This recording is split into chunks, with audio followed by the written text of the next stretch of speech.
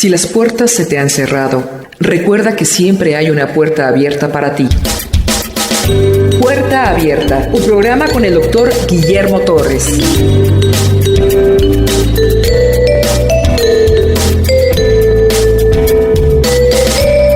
José fue vendido por sus hermanos y a su vez, cuando José entra a Egipto, es comprado por un personaje llamado Potifar, que más que un nombre es un título. Este hombre lo puso a administrar sus bienes.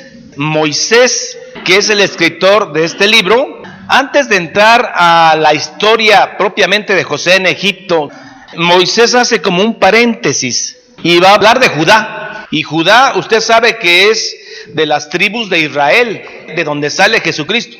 Por eso es conocido como el león de la tribu de Judá. Judá, engendrador, iniciador de esta tribu, va a tener un desliz. ¿Y qué es lo que pasa? Dice la Biblia que Judá se apartó de sus hermanos. Esto ya implica mucho. Se aparta de sus hermanos hebreos y busca un amigo cananeo. El nombre de este compadrito era Ahira.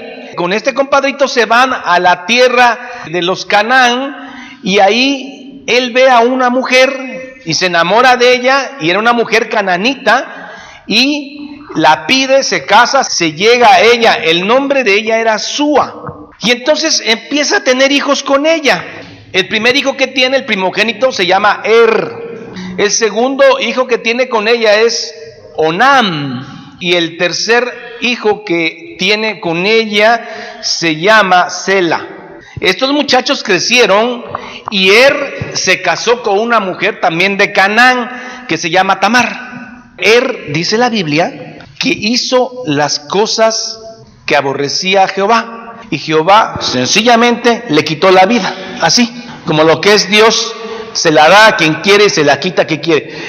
Hizo lo malo y le quita la vida. Entonces esta mujer queda viuda, y entonces al quedar viuda, el papá, que es Judá, le dice al hijo de en medio, Onán, levántale descendencia a la viuda, la que fue esposa de tu hermano Y él dijo sí. Le dijo, sí papá, le voy a levantar descendencia a ella, voy a tener hijos con ella. Pero este hombre desobedeció a Judá. Onanismo, que viene del nombre de Onán, el segundo hijo de Judá, es sinónimo de masturbación masculina. No, lo que aquí se está dando es un coitus interruptus, que es el hombre está teniendo relación íntima con su mujer, pero antes de llegar a la cumbre, al clímax, entonces se retira y vierte su semen en la tierra. Eso se llama onanismo. Entonces es un coito interrumpido. ¿Por qué? Porque no quería levantarle descendencia a la esposa de su hermano fallecido. Y eso le molestó a Jehová y también le quitó la vida. ¿Tiene derecho de quitar la vida a Dios o no? Pues el que la da. Queda Sela. Sela es el más pequeño de los hermanos. Es el que vive, pero Sela es chiquito. Tiene 10, 11 años, entonces le dice, vete a la casa de tu papá, Tamar, vive tu viudez, y cuando crezca mi muchacho, entonces se va a ir contigo y te va a levantar descendencia. Estas leyes después son adoptadas en la ley de Moisés. Se llama la ley del levirato. Levirato, que es cuñado. Cuñado va a levantar descendencia si el hermano mayor se muere. Las leyes del levirato, que aparecen después en la ley de Moisés, también eran conocidas en las culturas mesopotámicas. Judá, antes de la ley de Moisés, dice, levántale descendencia, y Jehová estaba de acuerdo. Eran otros tiempos, otro contexto. Tamar se va a la casa de su papá, esperando la viudez, vestidos de viudez, probablemente oscuros, pero dice la Biblia que llega el tiempo de trasquila. Los ovejeros trasquilaban a sus ovejas, ganaban dinero y había como cierto relax. Y aparece el compadrito Gira de nuevo, siempre tan atento para la maldad. Van y suben a esta ciudad. Tamar se da cuenta que no llevan a Sela, y entonces se molesta y ella toma una estrategia muy humana. Se quita los vestidos de su viudez y se viste de prostituta, que casualmente la prostituta siempre está muy tapada ahí. Diferente en el occidente, ¿no? Que mientras más destapada está, más vende. No, ahí más tapada, y se tapó tanto que él sube con Gira la ve en la entrada de la ciudad, que es donde se ponían las prostitutas.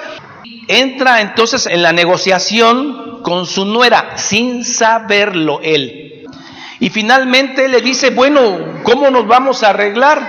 Porque ¿sabes qué? No traigo dinero. ¿Cuánto va a costar el servicio? Un cabrito. ¿Qué me dejas en prenda?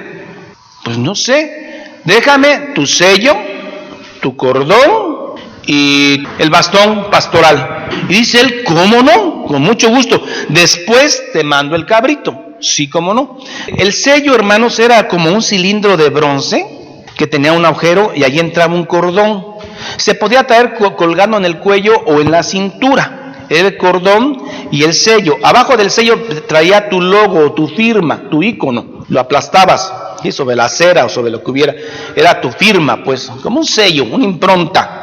Dicen que tuvieron intimidad y ella quedó embarazada, dice la Biblia.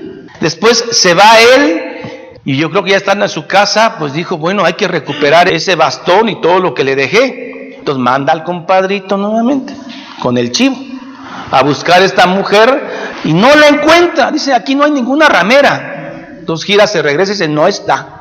Así que ya ni modo. Pasaron 3 meses. De repente le llega a Judá una noticia. ¿Qué creen? Que su nuera está embarazada y este hombre se indigna mucho porque esas cosas no las puede permitir él. Son cosas muy feas. ¿Cómo que esta mujer se embarace si debe estar esperando al hijo menor, a Sela?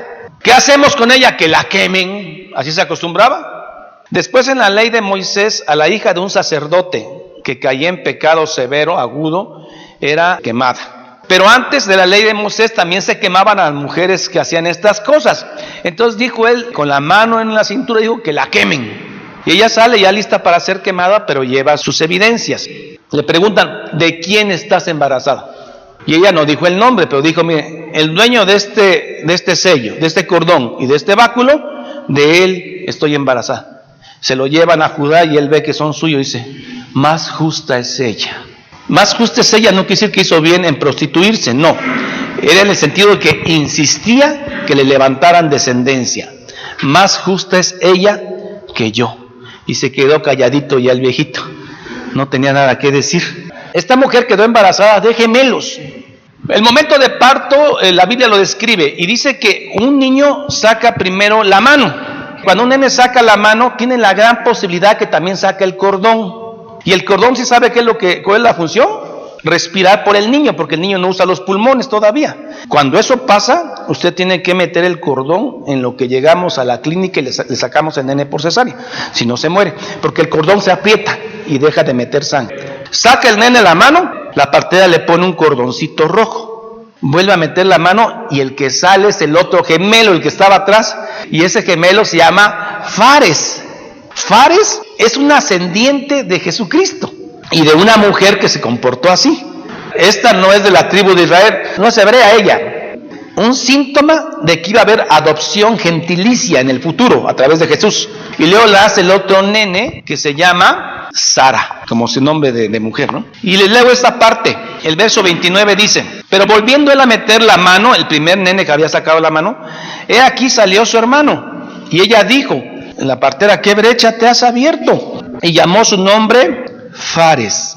Después salió su hermano, el que tenía en su mano el hilo de grana, un hilo rojo, y llamó su nombre Sara. Esta historia la mete Moisés antes de empezar a hablar de la chulada de hombre que fue José. Y entonces entramos directamente a cómo le va a Josecito en Egipto, ¿no? Porque lo dejamos en muy malas condiciones, lo dejamos en calidad de esclavo. Potifar lo había comprado. ¿Qué más pasó con José? Pasemos al otro capítulo. José y la esposa de Potifar. Llevado pues José a Egipto, Potifar, oficial del faraón, capitán de la guardia, varón egipcio, lo compró de los ismaelitas que lo habían llevado allá. Esta palabra se repite mucho. Mas Jehová estaba con ¿quién? Y fue varón próspero y estaba en la casa de su amo, el egipcio. Y vio su amo, que no era tonto, que Jehová estaba con él. ¿Con quién? Y que todo lo que él hacía, Jehová lo hacía prosperar. Yo le pregunto, ¿Dios olvidó a José? Dios le había dado algunos sueños a José y Dios no se olvidó de José. Y todo lo que le va a pasar a José, como todo lo que nos pasa en la vida, bueno o malo, está predeterminado por Dios. Desde antes de la formación del mundo, todo está bajo el control de Dios. Aún esta maldad que estamos viendo en el mundo, aún esta apostasía, todo está bajo control del Rey de Reyes y Señor de Señores. Satanás no ha ganado una batalla, todo está predeterminado en el consejo secreto de Dios. Usted iba a ser salvo porque Él lo predeterminó, lo predestinó. El arminiano dice, no, es que yo decidí ser salvo. Usted no decide nada, usted está muerto en sus pecados, no está enfermo de pecado, está muerto en sus pecados y delitos. Necesita nacer de nuevo. Ahí está Nicodemo, ¿qué necesito hacer? Más religión, ya soy religioso. Más estatus, ya soy muy conocido. Dinero, ya tengo todo el dinero del mundo, de los hombres más ricos de esa época. Tenía todo Nicodemo, pero algo hacía falta, nada más algo. Nacer de nuevo. ¿Y eso cómo se consigue? Eso no es por voluntad de carne ni de sangre, sino de mi Padre que está en los cielos. El engendramiento es divino. José, dice la Biblia, que todo lo que hacía prosperaba. Potifar empieza a ver que todo lo que hace José prospera, todo lo que Josecito hace acierta, y Potifar, que no es un hombre tonto, se da cuenta y lo puso como mayordomo de la casa. Dice el verso 6, y dejó todo lo que tenía en mano de José, y con él no se preocupaba de cosa alguna, sino del pan que comía. No, cuando te encuentras un trabajador de eso, no los dejas ir, pero por nada. Se encarga de todo, está pendiente de todo, hasta llega el momento que dice, bueno, pregúntenle a él. Pero aquí el punto era que Dios estaba con él, y Leo dice al final, y era José de hermoso semblante y bella, era carita, hermanos. Entonces es un problema porque entonces él ya iba contento con el negocio, estaba de mayor, y llega una mujer joven y le puso los ojos encima. Y era una mujer de muy pocos escrúpulos, no tenía ningún temor del adulterio, no respetaba a Potifar, no veía las consecuencias tan graves que podía tener, y entonces empieza a seducirlo y le dice, acuéstate conmigo, duérmete conmigo. Es un eufemismo. José no acepta, ella insiste cada día, hasta que una mañana las condiciones se prestan. Fíjese, no había nadie en la casa y él empezó a hacer sus quehaceres. La esposa de Potifar puso las cosas así. Entonces ella dice, este es el momento, es ahora o nunca. Y lo abraza, lo quiere empujar. Él dice, ¿cómo voy a hacer tal maldad con Potifar, que me ha dado toda la confianza? ¿Y cómo voy a pecar así ante Dios? ¿Cómo voy a pecar así a mi Dios? Como esta mujer no entiende de Dios, ni conoce a Dios, pues a ella no le importa. Ella lo empieza a zarandear, él se echa a correr y se queda la capa en las manos de ella.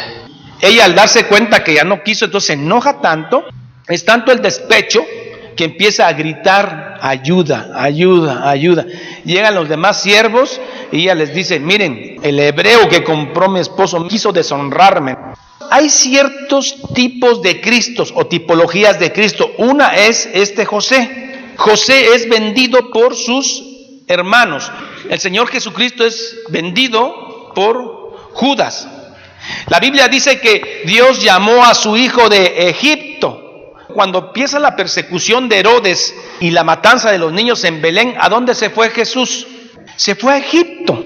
La túnica de Jesús en la crucifixión, usted sabe cómo quedó de manchada de sangre.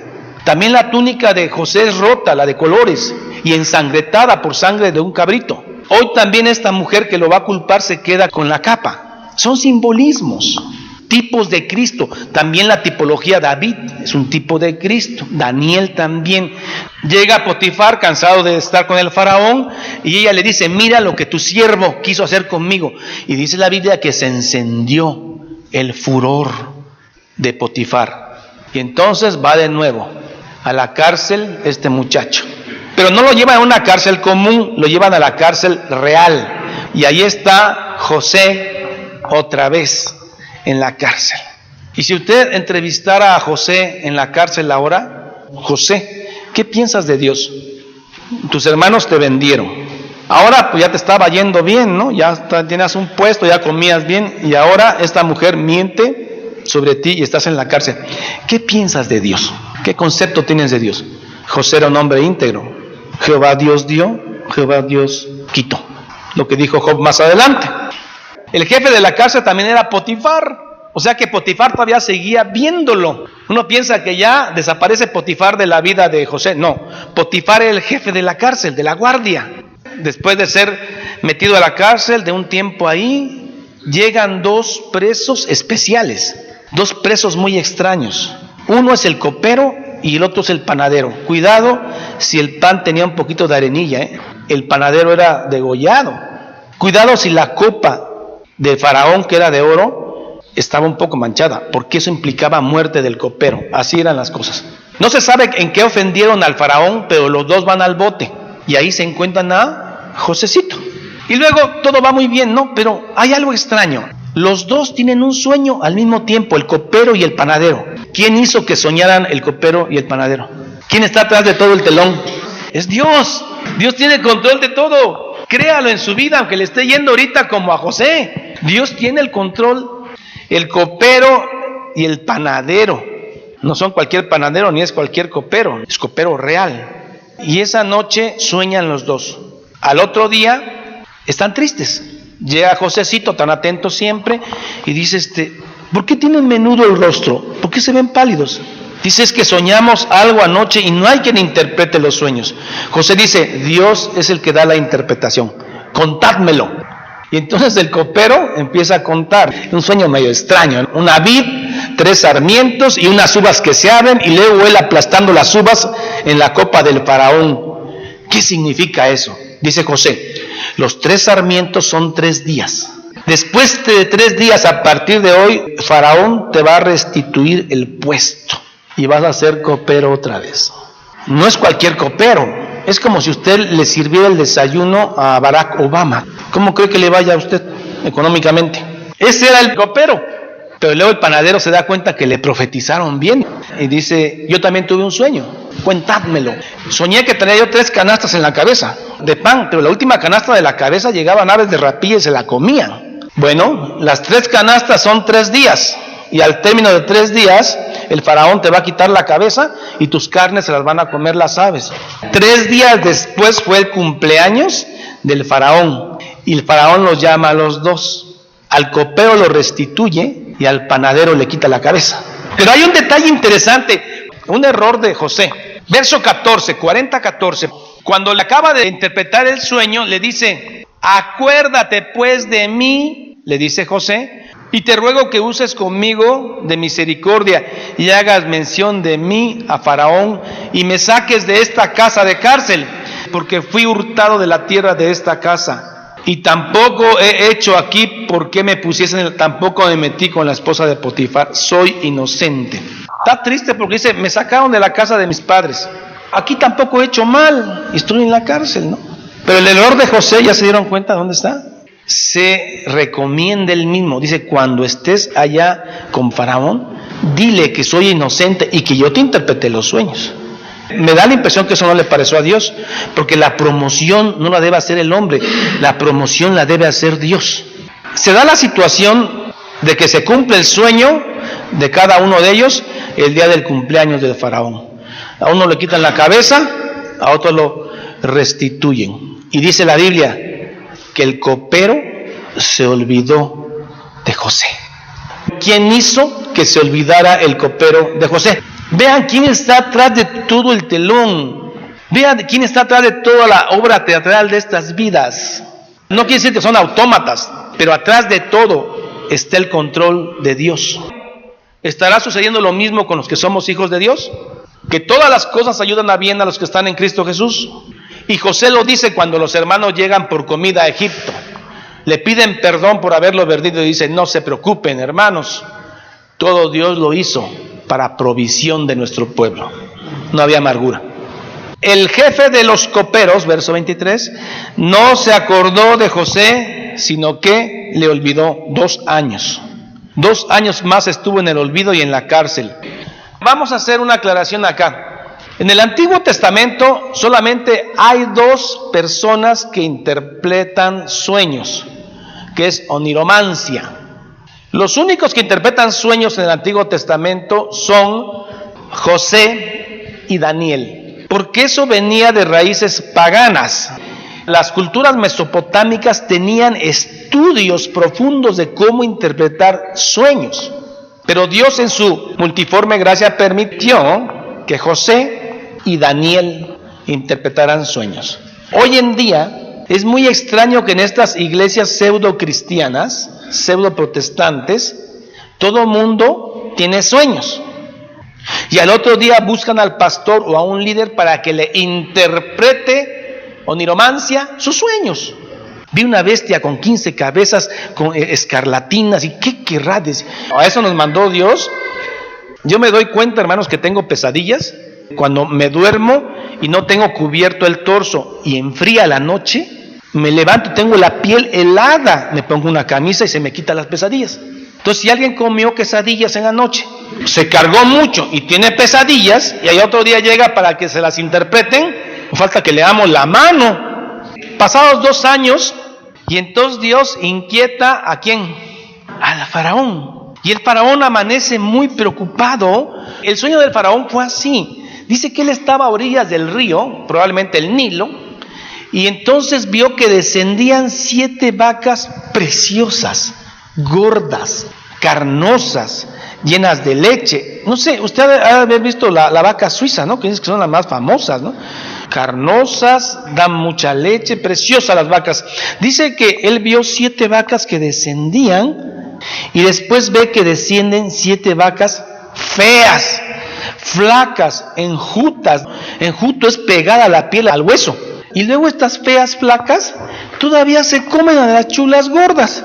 Las vacas flacas se comen a las vacas gordas, y lo dice el faraón, y pese a que se las habían comido, no se veía como que habían engordado. Faraón se despierta asustado. ¿Qué será esto? Dirá. Se vuelve a dormir y tiene otro sueño. Las espigas. Una caña con 7 espigas preciosas, doradas, hermosas. Y luego a un lado 7 espigas aparecen soleadas, quemadas por el sol, por el viento solano. Y luego ve que estas espigas feas se comen a las espigas preciosas. Faraón está preocupado, tiene muchos magos, muchos adivinos, nadie le acierta qué es el sueño. Entonces el copero, Dios le permite que se acuerde y dice: ya me acordé. Dice Faraón: ¿se acuerda cuando yo pequé y usted me mandó a la cárcel? Sí. Pues fíjese que ahí conocí un joven hebreo, el cual me interpretó mi sueño a mí y al panadero. Y así como me lo interpretó, así fue. El día de su cumpleaños, usted me restituyó y al otro le quitaron la cabeza. ¿Cómo habrá sido ese día en que Faraón manda a traer a José? José a lo mejor ya estaba cansado, 2 años más. 2 años más de trabajo. Esa mañana José se levanta como cualquier día, todo barbón, un poquito sucio, a limpiar las cárceles. Y dice que ese día, apresuradamente, entraron por él a la cárcel. Lo bañaron, lo rasuraron. Desde el verso 12 dice, está el copero hablando: estaba allí con nosotros un joven hebreo, siervo del capitán de la guardia, y se lo contamos, y él nos interpretó nuestros sueños. Verso 14. Entonces Faraón envió y llamó a José. Lo sacaron apresuradamente de la cárcel, le cambiaron vestidos de lo mejor y vino a Faraón, que lo presentaron así como era hermoso. Y entonces el Faraón le cuenta el cuento que ya les platiqué. Y entonces José hace la observación: no soy yo el que interpreta los sueños, sino es Dios. Y le dice, la interpretación es esta. Verso 28. Esto es lo que respondo a Faraón. Lo que Dios va a hacer lo ha mostrado a Faraón. Interpretación. He aquí vienen 7 años de gran abundancia en toda la tierra de Egipto. Y tras de ellos seguirán 7 años de ¿qué? De hambre. Y toda la abundancia será olvidada en la tierra de Egipto. Pero el hambre no nomás va a ser en Egipto. El hambre ¿qué? Consumirá la tierra. Y aquella abundancia, la de los 7 años, no se echará de ver a causa del hambre siguiente, la cual será gravísima. Y el suceder el sueño a Faraón 2 veces, mire lo que le dice José, el hecho de que usted soñó 2 veces, significa que la cosa es firme de parte de Dios y que Dios se apresura a hacerla. Pero como usted lo soñó 2 veces, la cosa es totalmente difícil y seria. El hambre que viene ya inmediata. Ya no se recomienda, porque si se hubiera recomendado, creo que lo mandan otra vez a la cárcel. Pero dice él, sugerencia, dice: por tanto, provéase ahora a Faraón de un varón prudente y sabio, y póngalo sobre la tierra de Egipto. Haga esto Faraón y ponga gobernadores sobre el país, y quinte la tierra de Egipto, o sea, racionalícela, quinte la tierra de Egipto en los 7 años de la abundancia. Junten todas las provisiones de estos buenos años que vienen y recojan el trigo bajo la mano del faraón para mantenimiento de las ciudades y guárdenlo. Y esté aquella provisión en depósito para el país para los 7 años de hambre que habrá en la tierra de Egipto. Y el país de Egipto no padecerá hambre. Ya José interpretó. Ahora José ha aprendido que no debe recomendarse ni autopromoverse, y solamente le sugiere a Faraón: busque un gobernador con estas características. Ponen de gobernador a Josecito, porque Dios extendió su misericordia sobre José.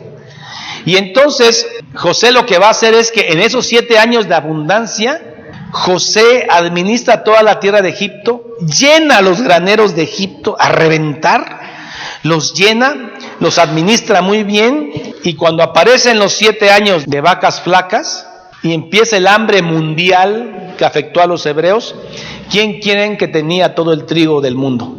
Egipto. ¿Y quién administraba todo el trigo de Egipto?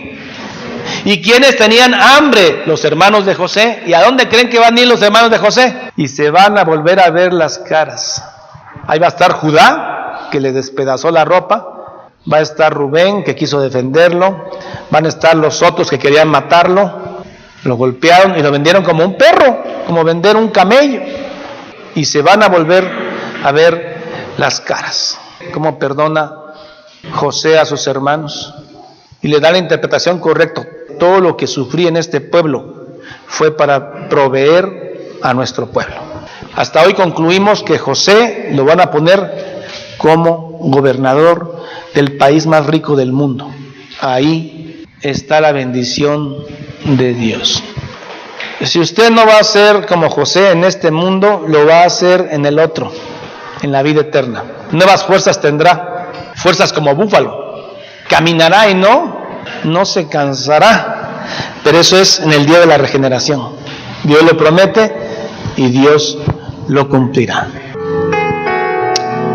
Señor y Dios de José, Señor y Dios de Abraham, de Isaac, de Jacob, ese Dios mismo, a través del pacto de la gracia, a través de Jesucristo, es el mismo Dios que nos promueve hoy. Señor, no hacemos las cosas para tener éxito, hacemos las cosas para obedecerte. Lo que sí está prometido es el éxito absoluto en la vida eterna.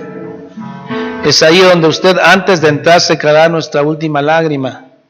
Y entonces viviremos en un lugar donde Pablo dijo que vio cosas y oyó cosas que no han subido a corazón de hombre.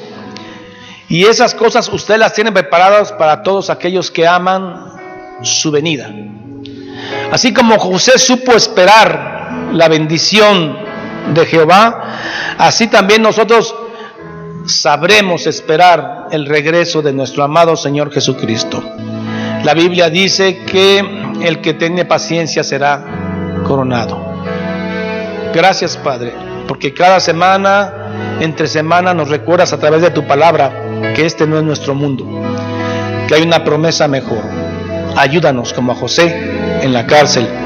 Ayúdanos como a José cuando es vendido, Señor, porque tú tienes el momento y el tiempo. Te bendecimos en el nombre santo de Jesucristo. Amén y amén. Jehová es mi pastor, nada me faltará. En lugares de delicados pastos me hará descansar. Junto a aguas de reposo me pastoreará.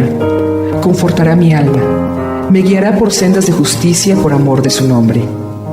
Aunque ande en valle de sombra de muerte, no temeré mal alguno, porque tú estarás conmigo. Tu vara y tu cayado me infundirán aliento. Aderezas mesa delante de mí en presencia de mis angustiadores. Unges mi cabeza con aceite, mi copa está rebosando. Ciertamente el bien y la misericordia me seguirán todos los días de mi vida, y en la casa de Jehová moraré por largos días. Salmo 23. Esta es la paz que Dios te da a través de su palabra. Busca un grupo de personas que te ayuden a leer e interpretar la Biblia. Te invitamos a escuchar el programa Puerta Abierta con el Dr. Guillermo Torres, pastor de la iglesia La Familia de Dios. Todos los días por esta estación.